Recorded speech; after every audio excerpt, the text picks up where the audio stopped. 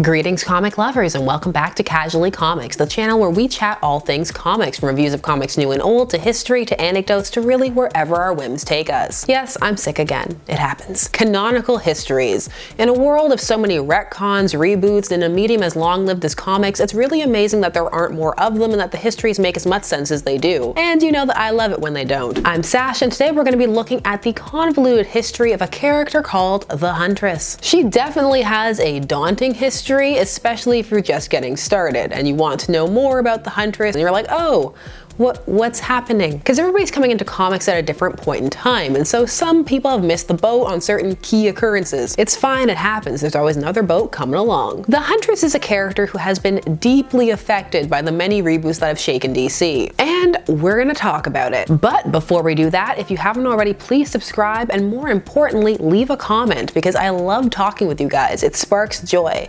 Put comments down there for me. Also, fun fact, if you just look up the Huntress with no caveats, you'll get a book by Kate Quinn. It's about an English journalist and Russian bomber pilot tracking a Nazi war criminal called the Huntress. Just in case that is exactly your niche.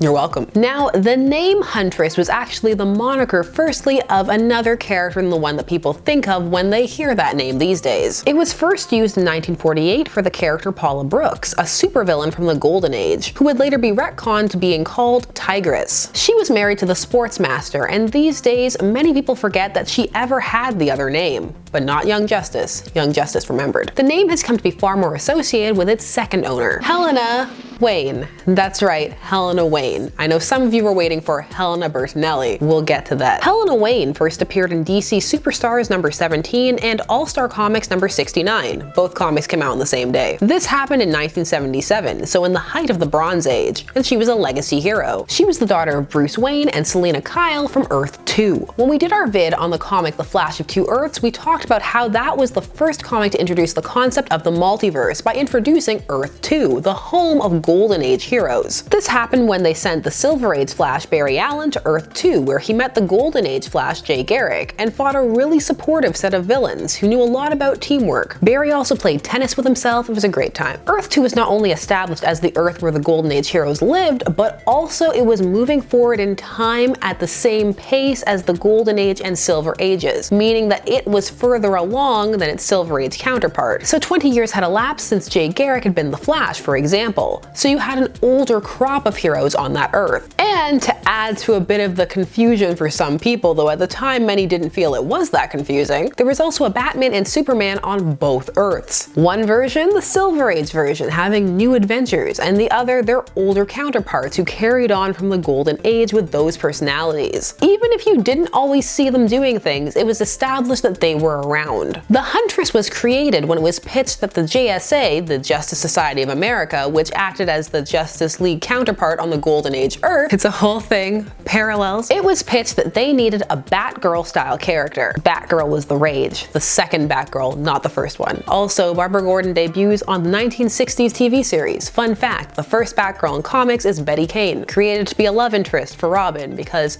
no homo between him and Bruce. Seduction of the Innocent, a book we've talked about many times. So the concept for the Huntress was born, a legacy Bat character, the daughter of a famed comic book couple, whose design had to be tweaked because initially it was too close to Black Cat. But these versions were quickly modified to a more bat-like appearance. Helena would be trained by her parents to be a super athlete, and she would also enjoy the life of a wealthy socialite, and she would be very proud of the fact that her father was Batman. She would consider Dick Grayson Robin like a brother, except when writers decided that she didn't, and then there'd be this flirtatious tension. It was a bit squicky. She would become a vigilante after her mother was blackmailed into becoming Catwoman again, and died in the process. She would create her costume using leftovers from her parents' old costumes, and then get her famed crossbow. The Huntress proved popular, and fans loved her on the JSA. However, a crisis loomed on the horizon, that famed event that compressed the entire multiverse into a single universe. This was because they felt the DC universe had grown too large and convoluted for new readers.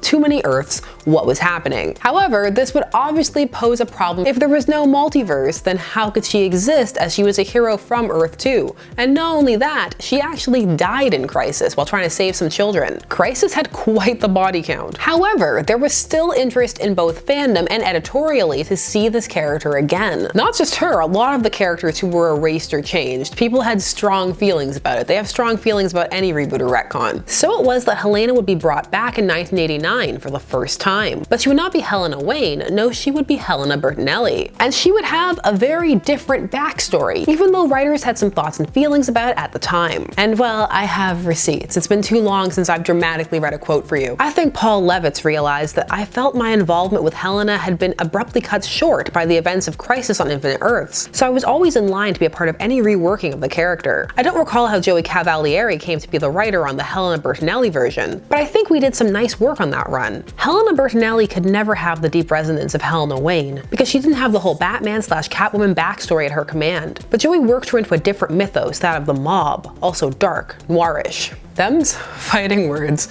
When you come out of the gate being like, she can never have as much resonance. Harsh. There are debates about Wayne versus Bertinelli. Helena's new origin was dark.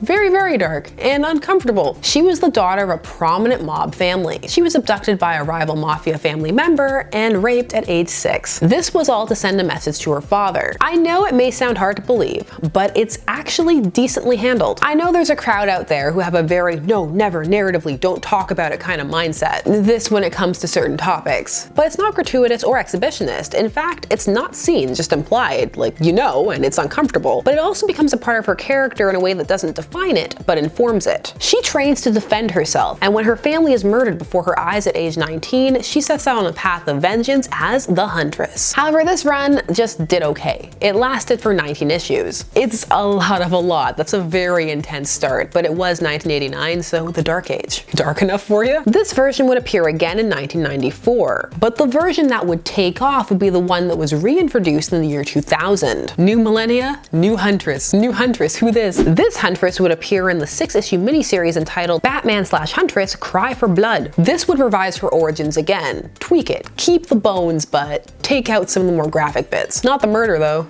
Murder got to stay. Gone was the childhood assault, and instead she had witnessed the death of her family at age 8, and she was not her father's daughter, but the result of an affair between her mother and a rival mob boss. All of this would set her down the path to becoming the Huntress and tackling specifically mafia-based issues at the start. It would also bring her origin back in line with Batman, bring her back into his mythos, and also draw an interesting Batgirl connection. Batman would disapprove of her methods and want to take her under his wing, stop her from being so willing to kill. She would develop a flirtation with Nightwing, one that didn't involve them being pseudo-siblings. Hooray! But you know, no kink shaming here. Different strokes for different folks. I've read Citrus. This version stuck. All of the pieces just seemed to click for many people. She became an extended member of the Bat family and a core member of the Birds of Prey. And on top of that, Helena Wayne wouldn't remain entirely gone. She would actually reappear on Earth 2. This after the multiverse was reestablished in Infinite Crisis, which was a crisis that brought back the multiverse. The same one that also brings Jason Todd back to life and erases Hal's history with alcoholism and a DUI. But she would no longer be the Helena who was in focus. That would be Bertinelli. This would just be a nice like, oh look, she still exists, hooray. There would also be another odd callback on the main Earth with Helena Kyle, a child that Selena would have, seemingly with Bruce, but probably actually with somebody else. But then she would give her up for adoption because she felt that she couldn't protect her. It was a plot that happened,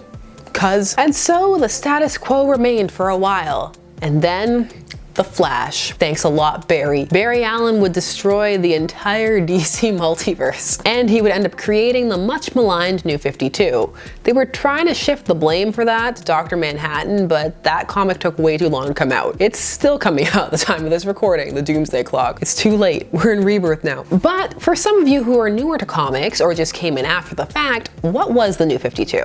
Let me explain. The New 52 was when Barry Allen went back in time to stop the Reverse Flash from killing his mom. He succeeded, but jacked up the whole timeline, as you do. So he had to fix it, because your mom being alive is not worth the whole world ending, even though she was the one who had to tell him that. I'm telling you, sometimes dead is better. However, when he put everything back, it didn't go back the same. DC used this as an opportunity / lead into a company-wide reboot, except for some characters who were having good runs, so they would just continue on. 1, which would already start everything off on a confusing slate. It was one of the constant issues. It wasn't consistent, especially at the start. Initially, memos weren't sent out, so facts didn't match across books, and it was edgier and darker just cuz, which not everyone took to, especially some of the Superman changes. It did have some good comics. There are some people who say like everything was terrible, but of course it's always a matter of taste, different strokes for different folks, but also it varied. And for some people, it did actually serve as the jumping on point that the company intended. But on the whole, it was negatively received. A lot of the books just didn't really catch people's fancy. It had its pros and cons, but it seemed to have more cons than pros. However, one of the things it was the most criticized for, and fairly in my opinion, was the elimination of most legacy characters. Legacy characters are characters who continue on, generational characters, or characters who just assume the mantle of another hero. They were eliminated because for a time it was felt that they were hard to relate to and made the core heroes seem old, and we're all just ignoring it. We had a deal. We just weren't going to talk about it. Everybody is 35 forever. I wish.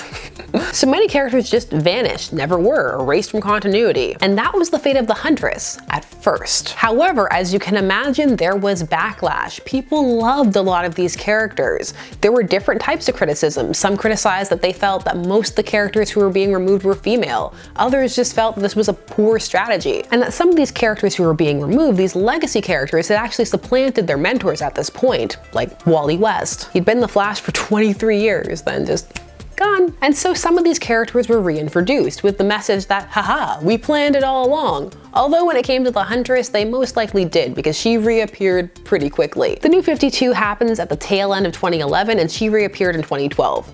Close, fast turnaround. However, the Huntress who reappeared wasn't the Huntress people were expecting. It wasn't Helena Bertinelli. It was Helena Wayne. The New 52 ran an Earth 2 comic, hence Helena Wayne was the Huntress of Earth 2, just as she had been at the start of her existence. She was placed in a team-up series with Power Girl because it was a callback to the original run on the JSA where the two of them had been best friends. There was just one problem. Many of the newer fans didn't feel the connection that the older fans did for Helena Wayne, and they wanted Helena Bertinelli. And so there was a bit of a divide, because some people felt that finally Helena Wayne's gonna get her due, she should never have been erased in the first place. Crisis was a mistake. Where others were like, where's Helena Bertinelli? She's awesome, and we love her, and she's part of the Bat family, don't do this. However, things got odder still. How? Well, Helena Bertinelli had existed on Earth 2, and she had been the Huntress, but she was dead, and Helena Wayne had taken on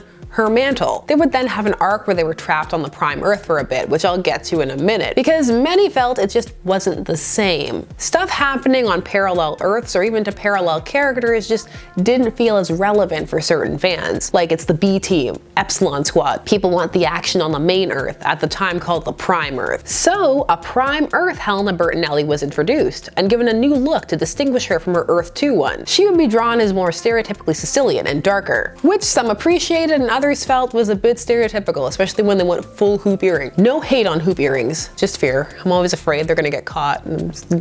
However, when Bertinelli was reintroduced, she wasn't the Huntress. She was reintroduced in 2014 in Dick Grayson's solo series, Grayson, where after having his identity revealed to the world, he became a secret agent working for Spiral. Helena was also an agent working for Spiral and the most wanted woman in the world. She was the granddaughter of famous mobster Frank Bertinelli and heir to the Sicilian underworld. What a backstory, I love it. So dramatic. It's like the back of one of those cheesy Harley Quinns. She would stay a secret agent until Rebirth. Rebirth is the soft reboot slash relaunch that undid a lot of, but not as much as people think, of the New 52. So she would become the Huntress again, and her origin would be re-established. Mafia daughter, out for revenge. And that's where she sits at the time of this recording. She's gonna have a whole team-up comic that's gonna add Harley to the Birds of Prey because horizontal marketing. What about Helena Wayne? Okay, so as mentioned, she ended up on the Prime Earth for a bit, stranded there, and they tried to make her have Huntress adventures on the Prime Earth. And she would also have to navigate this world that was very similar but also very different. Oh, and also at this point, she would use the code name Helena Bertinelli as her alias. So if you're reading all of this as a modern reader just looking back, sometimes it can be like, what?